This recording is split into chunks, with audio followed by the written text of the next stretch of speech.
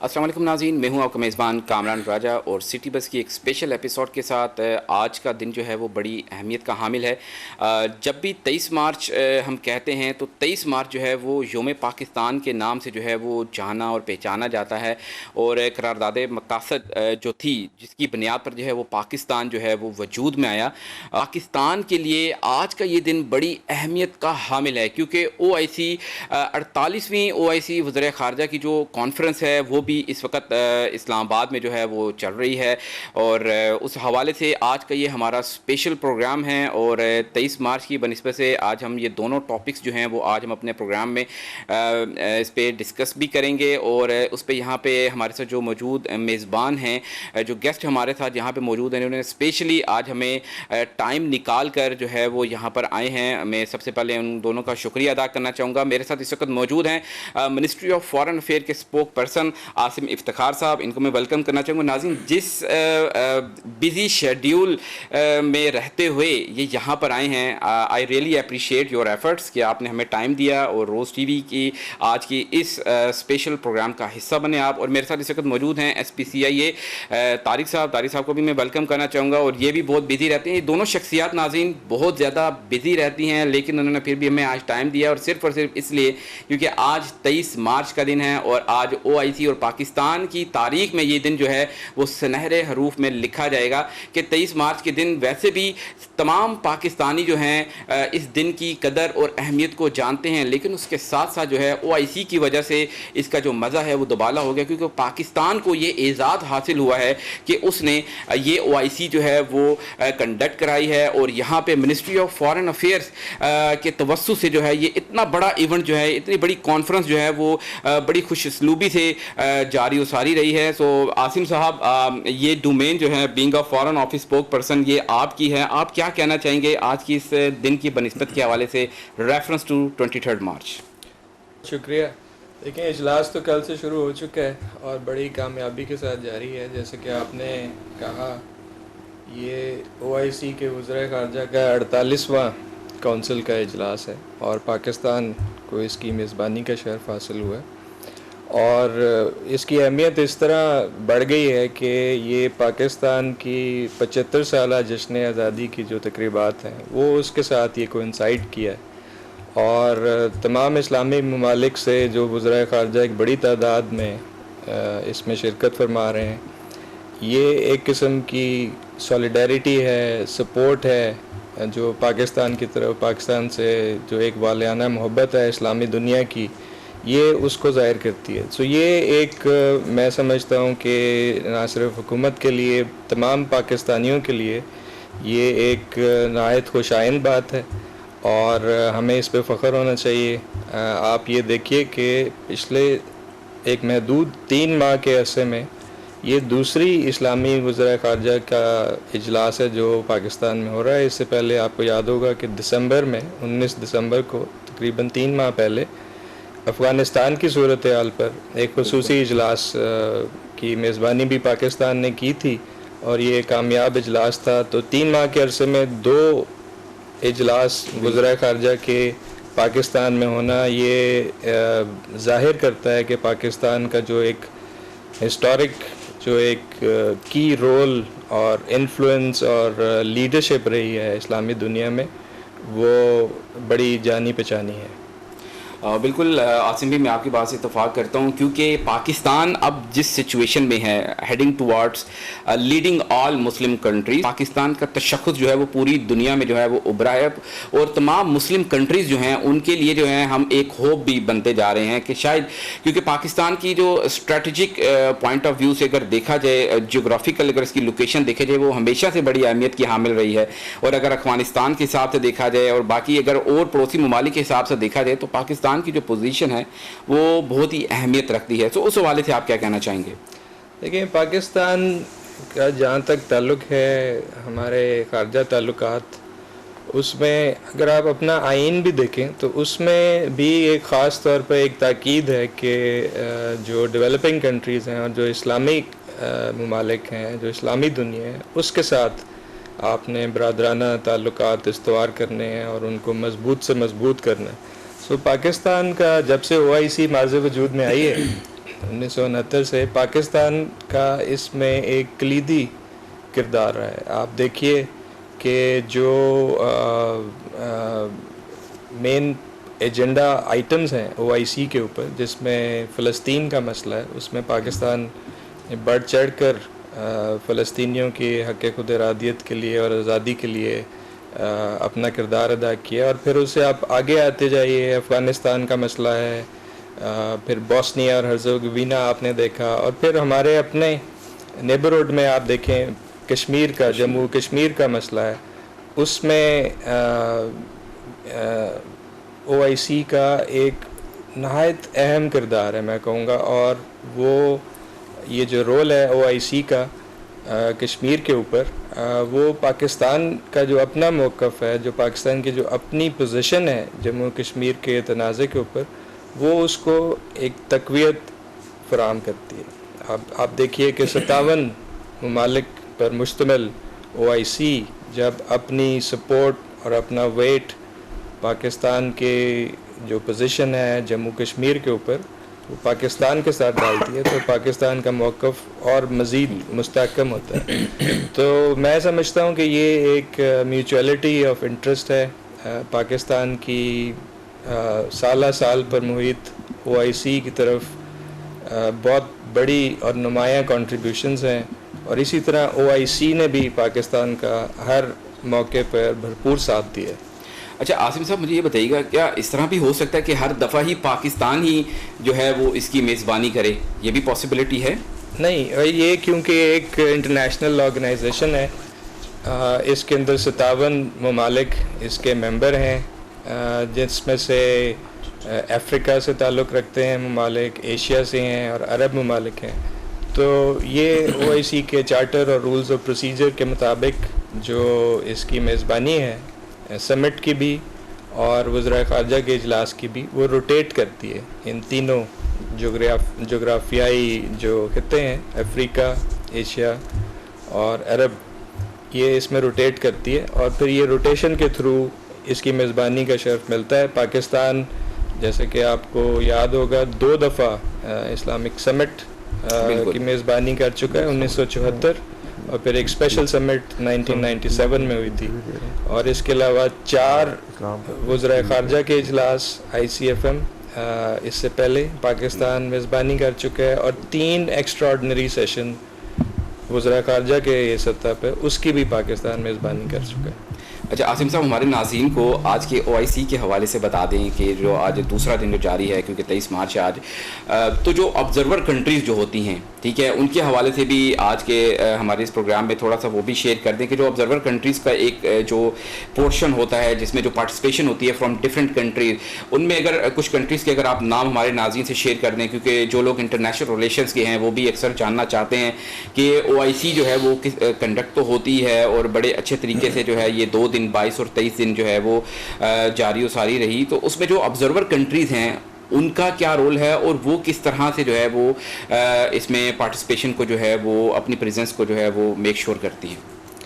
देखें, क्योंकि ये एक इम्पॉर्टेंट ऑर्गेनाइजेशन है ओआईसी, तो एक नेचुरल बात है कि जो लोग इसके मेंबर नहीं हैं वो इसके ऑब्ज़र्वर बनना चाहते हैं और उसके बारे में अपना इंटरेस्ट शो करते हैं। फ़िलहाल ओआईसी के 6 ऑब्ज़र्वर ममालिक हैं, जिसमें रूस शामिल है, फॉर एग्ज़ाम्पल थाईलैंड है, जॉर्जिया है।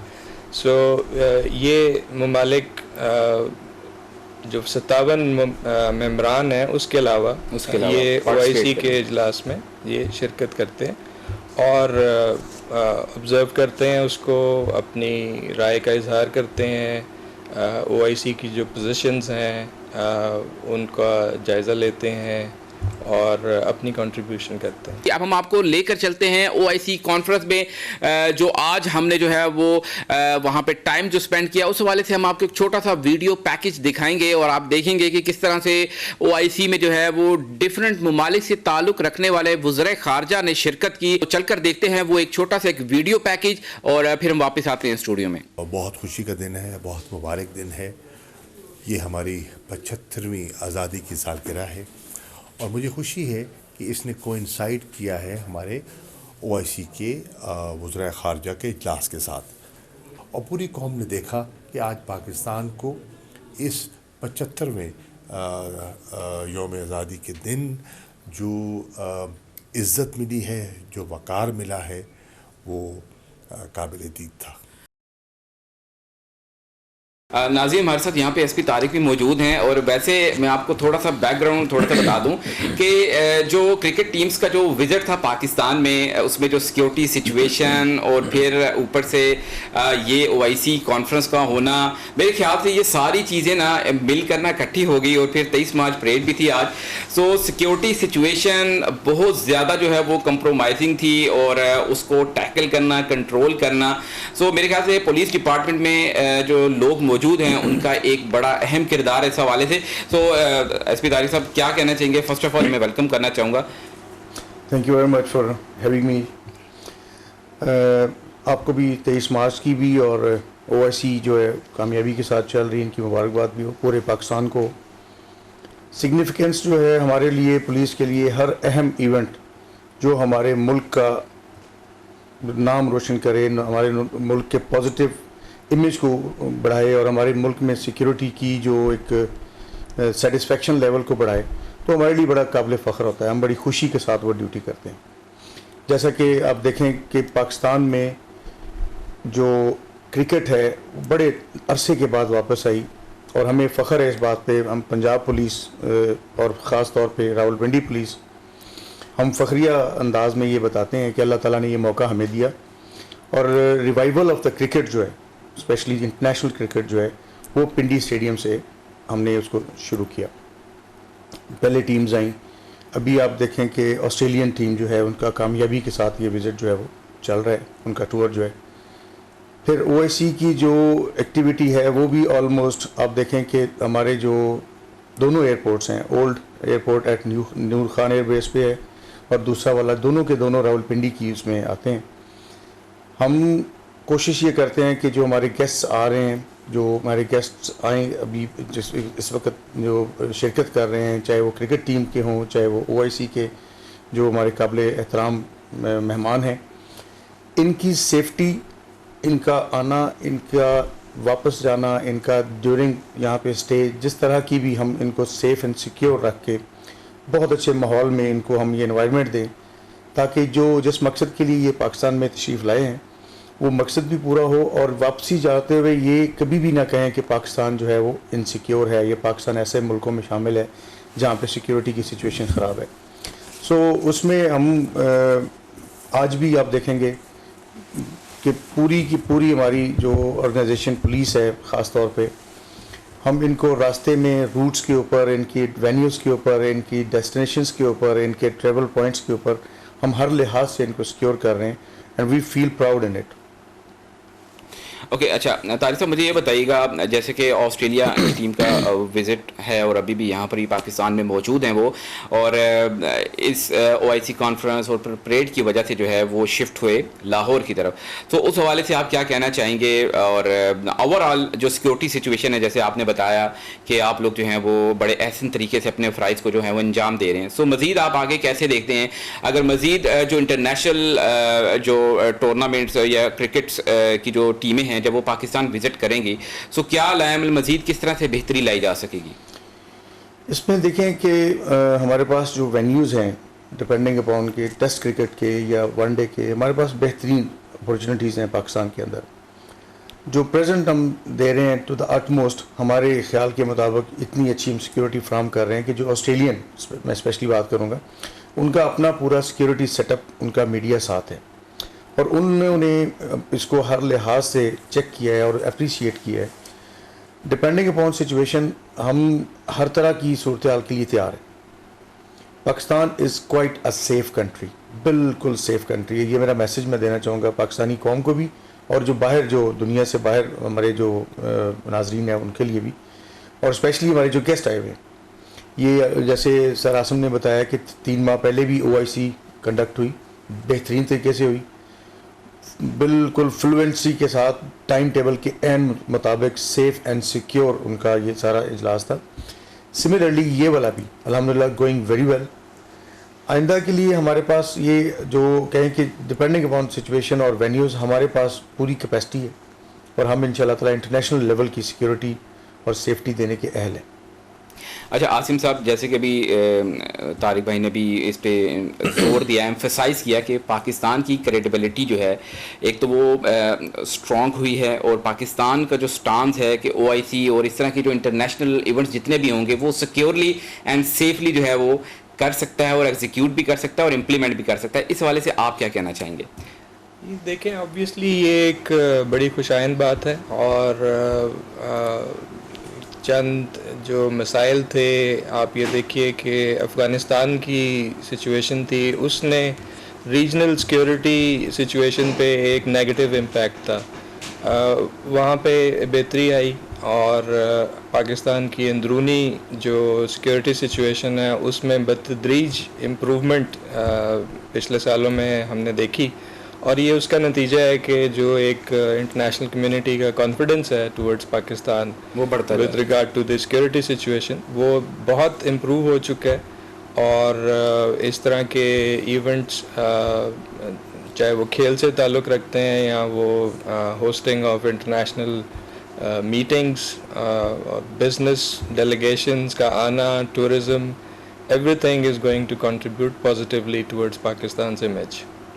नाज़रीन, आज के इस दिन के हवाले से, और स्पेशली जैसे कि आसिम भाई ने अभी इतना ज़्यादा बताया OIC की अहमियत के हवाले से, मैं ये बात ऐड करना चाहूँगा कि जिस तरह से हमारे सिक्योरिटी इदारे जो हैं वो अपने फ़राइज़ की इंजामदही बड़े एहसन तरीके से करें, वहीं पे मिनिस्ट्री ऑफ फॉरेन अफेयर्स ने अपना किरदार जो है ना वो बहुत ही बखूबी निभाया है, और मेरे ख्याल से इनको जितना ज़्यादा अप्रिशिएट किया जाए वो कम है, क्योंकि मेरे ख्याल से सेकंड, जिस तरह से अभी तारिक भाई ने भी कहा और आसिम साहब ने भी कहा और हम सब जानते हैं, this is going to be the second conference in Islamabad, और ये इंटरनेशनल लेवल की कॉन्फ्रेंस है, जिसको सिर्फ कहना आसान है, लेकिन जब इसकी आप इम्प्लीमेंटेशन और एग्जीक्यूशन पे जाते हैं, चाहे सिक्योरिटी पॉइंट ऑफ व्यू से हो, सोल्यूशन पॉइंट ऑफ व्यू से हो, क्योंकि डिफरेंट कंट्रीज़ के रिप्रेजेंटेटिव्स जब पाकिस्तान में मौजूद होते हैं, सो पाकिस्तान के ऊपर बहुत ज़्यादा जिम्मेदारी आयद होती है। इस हवाले से मिनिस्ट्री ऑफ फॉरेन अफेयर के रोल के हवाले से हमारे नाज़रीन से क्या शेयर करना चाहेंगे?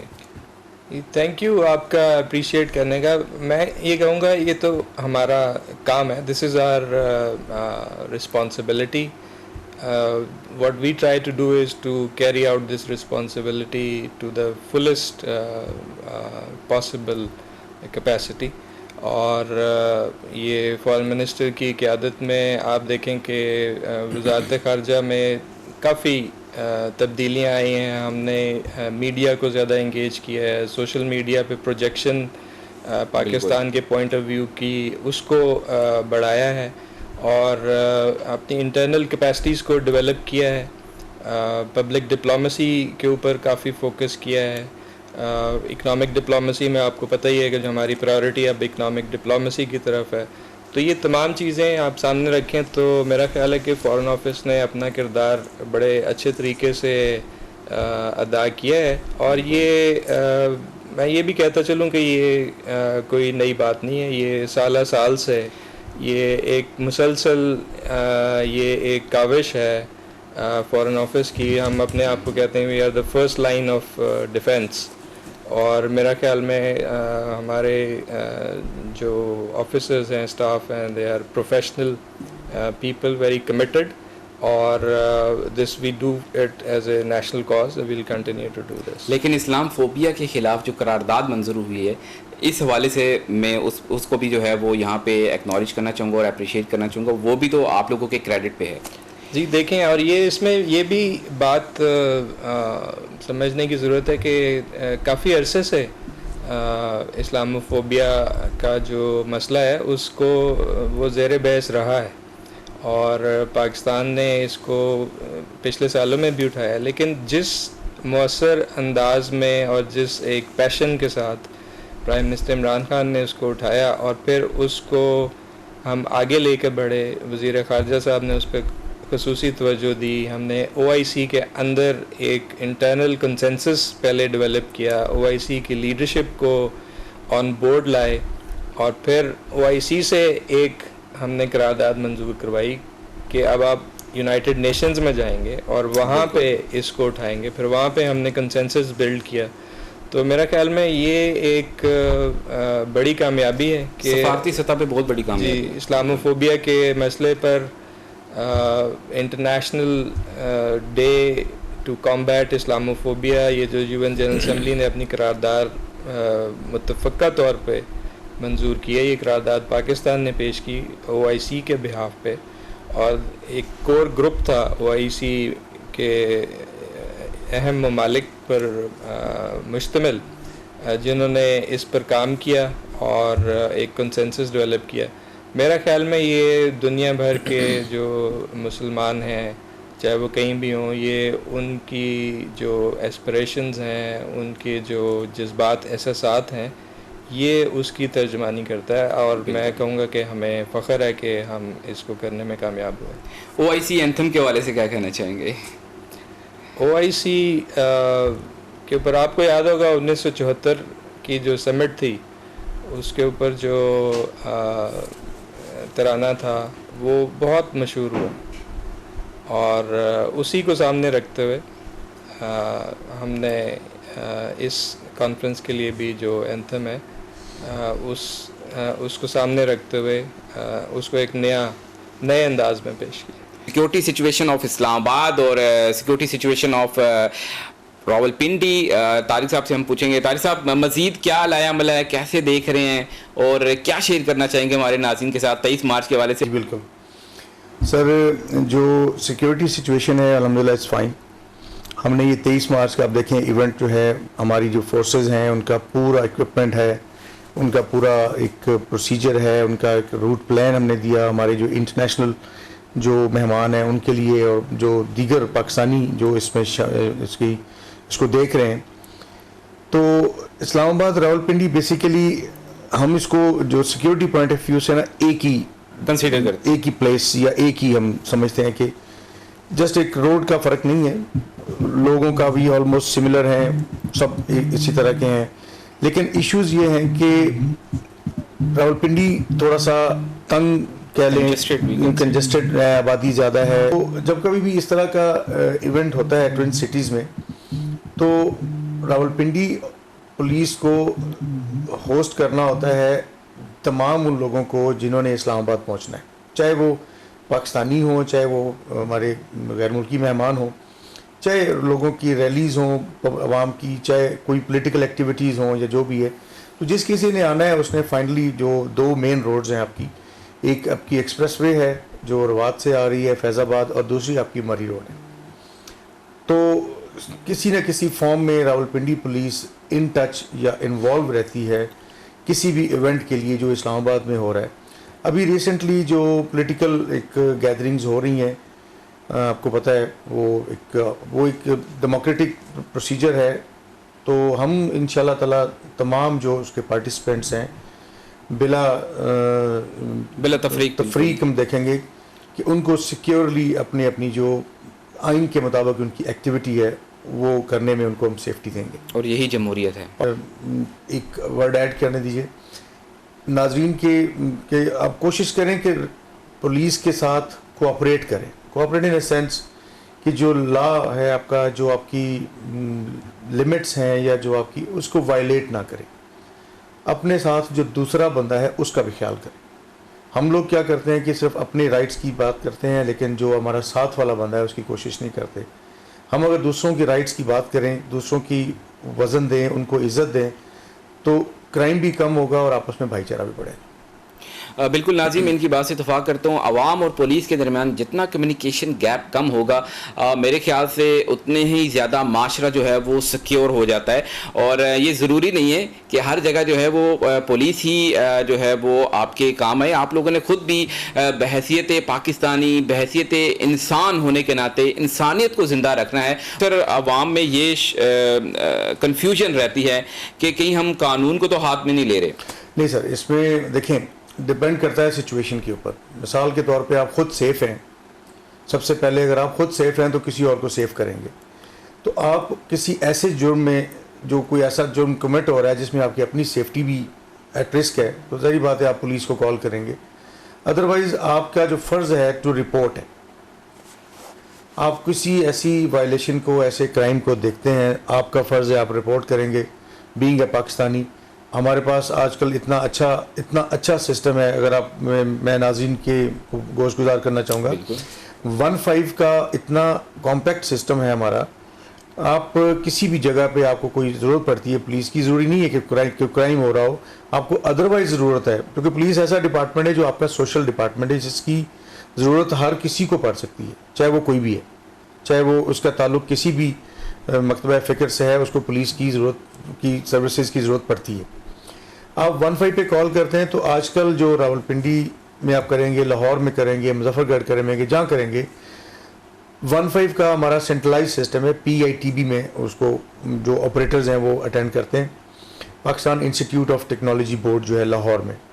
वहाँ से आपकी जो जहाँ पे आप खड़े हुए हैं उसके हिसाब से उस कंसर्न पुलिस स्टेशन को वो कॉल ट्रांसफ़र होती है।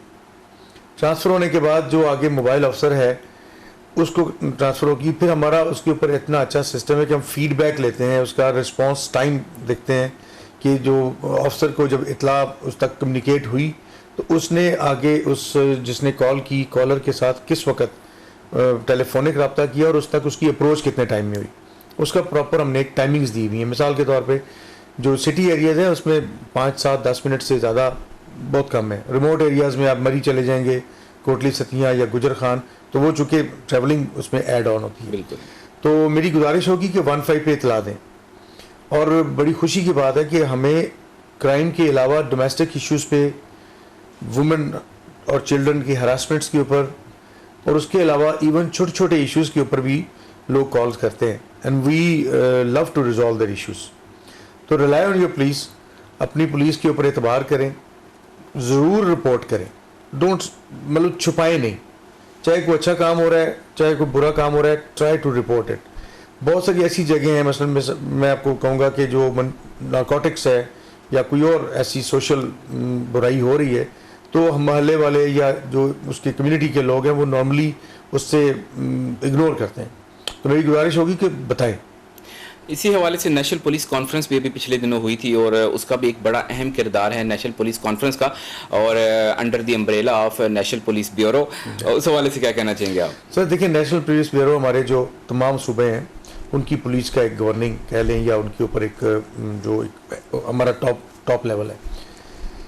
नेशनल पुलिस तमाम की तमाम जो हमारे सूबे जाते हैं उनका एक ही कानून है, एक ही तरह का रिस्पांस है और एक ही तरह का लॉ है और एक ही तरह की आगे उसकी जुडिशरी और ट्रायल्स हैं। हमारी कोशिश ये है कि ये लोगों के लिए जो एतबार है ना वो बिल्डअप हो, पुलिस का सॉफ्ट इमेज जाए, पुलिस के ऊपर जो एक परसेप्शन बनी हुई है पुलिस की कि पुलिस वाले अच्छे नहीं हैं या पुलिस डिपार्टमेंट अच्छा नहीं है, इट्स वेरी, तो स्लोली एंड स्टेडीली वो हम कोशिश कर रहे हैं कि परसेप्शन ठीक हो। तो इस कॉन्फ्रेंस का मकसद भी एक ये था कि पुलिस का जो इमेज पॉजिटिव हो, सिर्फ पुलिस की नेगेटिविटी ही ना हर जगह पे कम्युनिकेट हो या सोशल मीडिया पे या दूसरा हमारा मीडिया है उसके ऊपर ज़्यादातर नेगेटिविटी दिखा के वो ये किया था, उसकी पॉजिटिविटी भी शो हो। कुछ ना कुछ तो ऐसा है जो पुलिस डिपार्टमेंट कर रहा है, ग्रो कर रहा है पुलिस डिपार्टमेंट, तो आप लोगों को जो आवाम है उसको एक सोशल सिक्योरिटी है और उनको पता है कि मुझे कुछ होना है तो मैंने पुलिस को ही बताना है। जो हमारे जो मेहमान आए हुए हैं उनसे एक प्यारा प्यारा सा स्वीट सा मैसेज लेंगे 23 मार्च के हवाले से। 23 मार्च के हवाले से आसिम साहब क्या कहना चाहेंगे, हमारे नाज़रीन को क्या मैसेज देना चाहेंगे? देखिए, मेरे ख्याल में जो पाकिस्तान को बनाने के जो मकासद थे वो हम सबको पता है। हमें उनकी याद दहानी अपने आप को और मेरा ख्याल है अपने फिर इमीडिएट अपने अहले खाना को और फिर तमाम लोगों को करवानी चाहिए और कंटिन्यूसली करवानी चाहिए। ये हमारा एक फ़र्ज़ है। मेरे ख्याल में तारिक साहब ने जो बात की अभी कि ये एक जॉइंट रिस्पॉन्सिबिलिटी है, जो गवर्नमेंट की रिस्पॉन्सिबिलिटी है, फिर एज अ शहरी आपकी अपनी रिस्पॉन्सिबिलिटीज़ हैं और एक कोऑपरेशन और कोलैबोरेशन के साथ जो काम होता है वो हमेशा बेहतर रहता है। और ये अगर यही अप्रोच जो इन्होंने ज़िक्र किया कि ठीक है कुछ खामियां खराबियां भी होती हैं, लेकिन जो अच्छे काम किए जाते हैं, जो एक इम्प्रूवमेंट्स हैं सिस्टम में, उनको भी अप्रिशिएट करना चाहिए। और as a nation I think we should be proud of what we are, we should be proud of our country and we should be we should have no hesitation in saying that very openly and strongly कि हम पाकिस्तानी हैं और हमें इस पे फ़ख्र है और हम अपने मुल्क को आगे ले जाना चाहते हैं। तारिक साहब क्या कहना चाहेंगे? बैठे देखिए 23 मार्च वो फर्स्ट स्टोन है जो लैंडमार्क है जिसमें आज बैठे हुए हम। 1940 से एक सफ़र का आगाज़ होता है, एक ऑल पाकिस्तान जो ऑल इंडिया मुस्लिम लीग के फोरम के ऊपर एक करारदाद मंजूर होती है और चलते चलते चलते हम एक नए आज़ाद मुल्क में आते हैं। इस्लामिक जो हमारा रियासत है। मैं इस मौके पे पैगाम ये दूंगा तमाम वालदैन को, बड़े भाइयों को, बड़े जो एल्डर्स हैं ऑफ द फैमिली को कि 23 मार्च की जो थ्योरी है या 23 मार्च का जो कॉन्सेप्ट है वो स्कूल के टीचर पे मत छोड़ें, खुद बताएं उनको। क्यों? स्कूल में तो जारी बात है एक चैप्टर के तौर पे भी बताएंगे, टीचर्स उसको बताएंगे, लेकिन जो फादर, बड़ा भाई, चचा, मामू 23 मार्च की जो असल रूह उसको उनको समझाएगा तो वो नेशन डेवलपमेंट में हमारी जो वो नस्ल है ना वो बहुत मजबूती के साथ ऊपर आएगी। तो मेरे ये रिक्वेस्ट होगी कि बच्चों को 23 मार्च से लेके पाकिस्तान के बनने तक का जो सफ़र है उसको अच्छे अंदाज में बयान करें। जी नाज़ी, ये तो मेहमानों का कहना था, लेकिन इनकी दोनों की स्टेटमेंट सुनने के बाद मैं भी थोड़ा सा अपना एडअप कर लूँ कि जिस तरह से तारिक भाई और आसिम भाई ने दोनों ने ये कहा कि हमें अपनी यंग यूथ जो यंग जनरेशन है उसको खुद एक्नॉलेज करवाना है कि व्हाट वी आर एक्चुअली। सो हमारी हिस्ट्री क्या है, हमारी रूट्स क्या हैं, हमारी वैल्यूज़ क्या हैं, हमारी नॉर्म्स क्या हैं। मेरे ख्याल से जब तक हम अपनी यंग जनरेशन को खुद नहीं बताएंगे वो मोबाइलों से और टिकटॉक से और बाकी और सोशल मीडिया जो ऐप्स हैं उनसे बाहर निकलकर कभी भी इन चीज़ों पे ध्यान नहीं देंगे। सो वही वक्त की ज़रूरत है। आज का ये प्रोग्राम था OIC के नाम, आज का ये प्रोग्राम था 23 मार्च के नाम। इसके साथ ही कामरान राजा और इसकी टीम को रोज़ TV से दीजिएगा इजाज़त। अपना बहुत सा ख्याल रखिएगा। अल्लाह हाफिज़। दुनिया की सबसे बड़ी इस्लामी फ़ौज का दिन है और J-10C इसमें फ्लाई कर रहा है और इसमें सारा पाकिस्तान की नज़रें आज के दिन पे हैं। इंशाअल्लाह ताला एक तारीख़ी परेड होगी और पाकिस्तान की अजीम अफवाज जिन्होंने दहशत गर्दी को शिकस्त फाश दी है और सारी कौम की दुआएं और जज्बात और पाक फ़ौज के साथ हैं और आज का दिन जो है वो पाकिस्तान